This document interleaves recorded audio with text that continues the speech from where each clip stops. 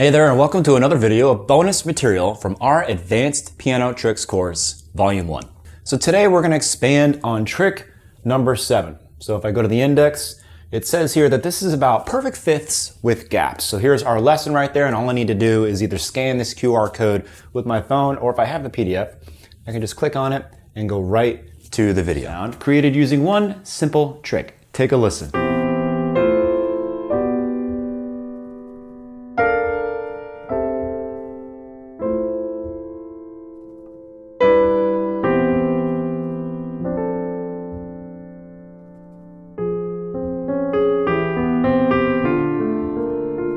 For the advanced perspective, I want to expand on this trick by investigating what happens when we change the gap between two perfect fifths. We use the gap of a half step, which gives us a major 7 chord in first inversion, and a gap of a whole step, which gave us a minor 7 chord in first inversion. But what happens when we change this gap to other intervals? One thing that we should do is to investigate all possible intervals.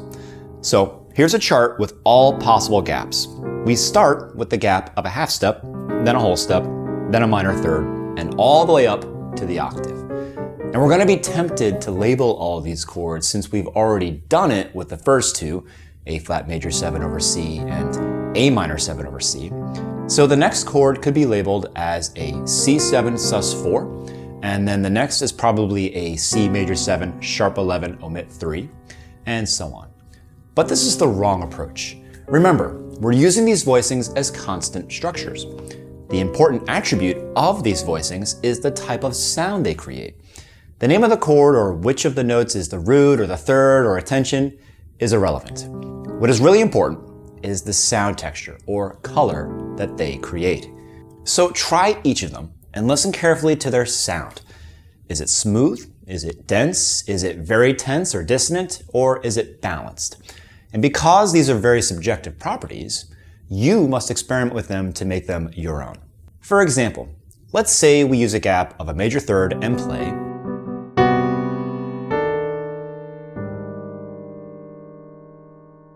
this voicing sounds pretty dense and dissonant to me, but using it as a constant structure adds consistency to the music. Somehow, this progression makes sense. So train your ears by playing each of these structures as much as possible. The more you play them, the better. You must internalize these sounds and make them your own to control them. For example, if I take those 3 chords that we just played, I can now concentrate on the melody created by the top voice. And if I use different gaps to manage the amount of tension or dissonance I'm creating, I can develop this melodic idea into a full melody and harmonize it with just this trick.